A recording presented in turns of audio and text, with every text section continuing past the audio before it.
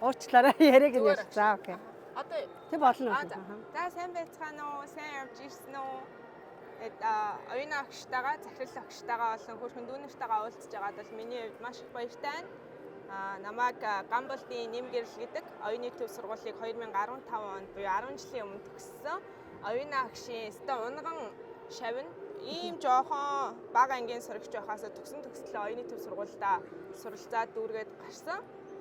Тэгээд өнөөдөр төгсөөд 10 жил болчихжээ. Оюун агштайгаа яриад зогсож ийлээ. Айгүй хурдан өнгөрсөн байна. Гэхдээ 10 жилийн хугацаанд амьдралд хөл тайд маш их юм зүйлийг сурсан.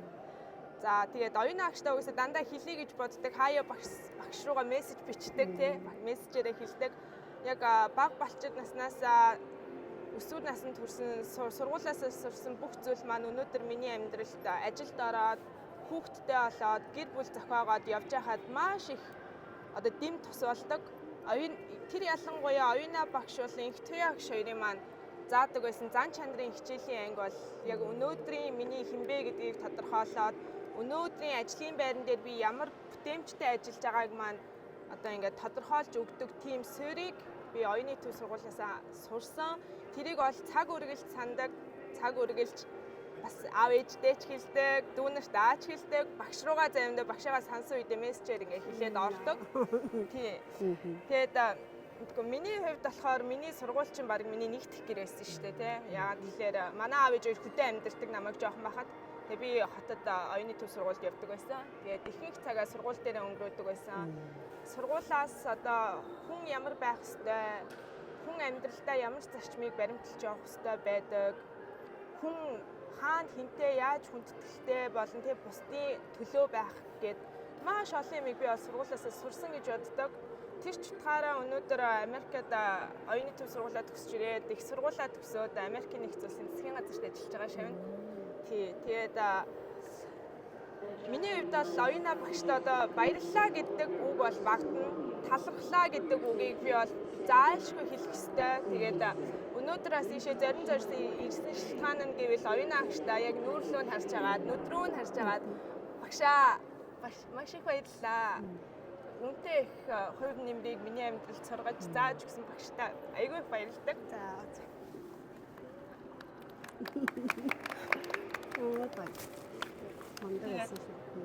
Тэгээ багштай юу н айгүй хайртай. Яг миний гэр бүл шиг тийм газар. Тэгээд би оюуны төв сургуулигаа үргэлж сэтгэлдээ боддог. Сүүлийн 6 жил Монголд очиагүй юм байна. Тэгээ ажлын шаардлага улмаас Монголд очиагүй маш удаж байгаа. Гэхдээ хөрхөн дүүнэртэйгээ ээж аамнартай энд ингээд хэсэгхэн хугацааг өнгөрүүлэх гээд ирсэндээ миний хувьд бол айгүй таатай байна. За баярлалаа нэм гэрэлтэй. Бүр ингээд хаа байсан DC дэсэн. Тэгээ яг өстө өнөөдөр уулзстай болоод тий хэдэл уулзсан биз дээ тий гоё. Тэгээд нэм гэрлээсээ бас дүүнэр нь асуух зүйл байвал сайн асуугаад авд юм шүү тий. Та нар ориглоос бас маш гоё асуулт асууж исэн. Манай эднэр ч тест асуувал амар асуунаа. Тий тэр. За.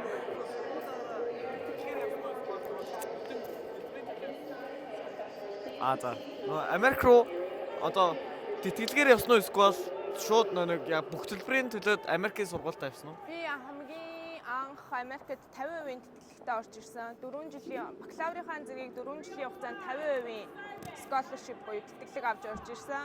Тэгээ эхний нэг жил бол яг 50% тэтгэлгээрээ сурсан. Хоёр дахь жилээсээ нөгөө merit буюу нөгөө голчоос үндэслээд тэтгэлгүүд авдаг. Олон тэтгэлгүүд энэ сургууль дотроос авч болдог. Тэгээд би ерөнхийдөө 2-3 дугаар курстэй 70% явж байгаа. Сүүлийн төгсдөг жилээ бол тэр чигээр нь 100% merit scholarshipтэй явж байгаа төгссөн.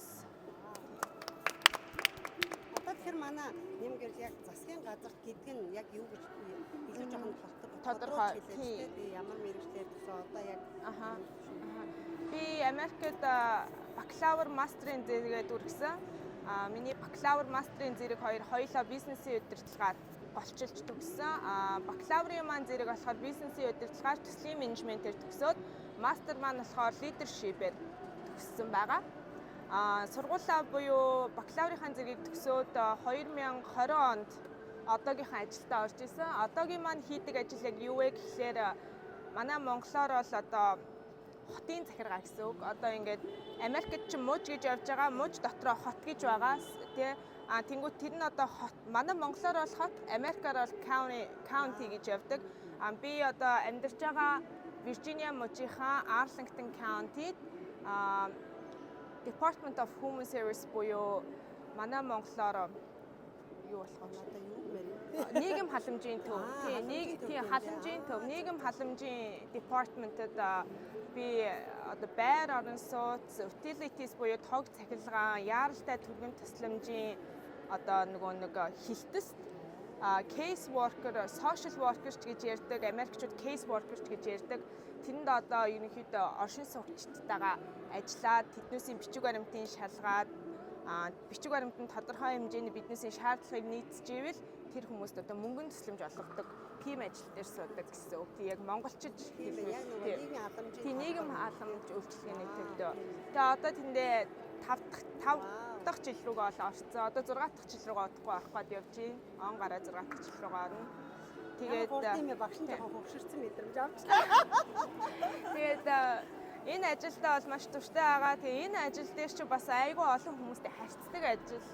Тэгээ хүмүүсийн арга талын олон, нэмийн олон тий бас шууд юу яагүй ячих болохгүй. Тэгэл ийм ажлын жижигхэн detail болгон дээр ингээд сургуулиасаа сурсан тэр зан чанарын тий хүнийг хүн ёсоор нь хайрлах ёстой, хүнийг яаж хүндлэх ёстой гэж жижиг юм нөгөө сурсан 10 жилдээ сурсан тухайн үедээ ингээд би одоо үнэн л хэлэх шаа. Заримдаа сонсч мастгүй шүү дээ. Биднес ч юм бол ингээд хурдан завсарлаасаа гэдэг. Гэтэ одоо би ингээд 10 жилийн өмнөх рүү буцаагаад бодохоор би тэр үед яагаад завсарлаасаа гэж бодчихваа тий.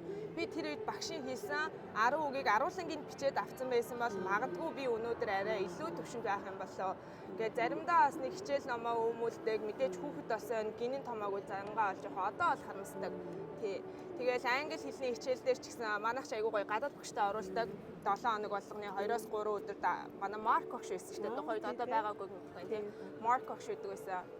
Тэгэл Марк багшигаа илэг бариад тэр ч гэсэн маяглж өгдөг байсан. Тэгээ одоо бодоход өнөөдрийнхөө ухаанаар тухайн үед би одоо 17 наснда сурцсан байсан бол өнөөдөр би илүү хамжилттай явах байсан юм болоо. Тэгээ заримдаа өөрийгөө бас жоохон чамлаад л байдаг шүү дээ би чинь тий. Тэгээд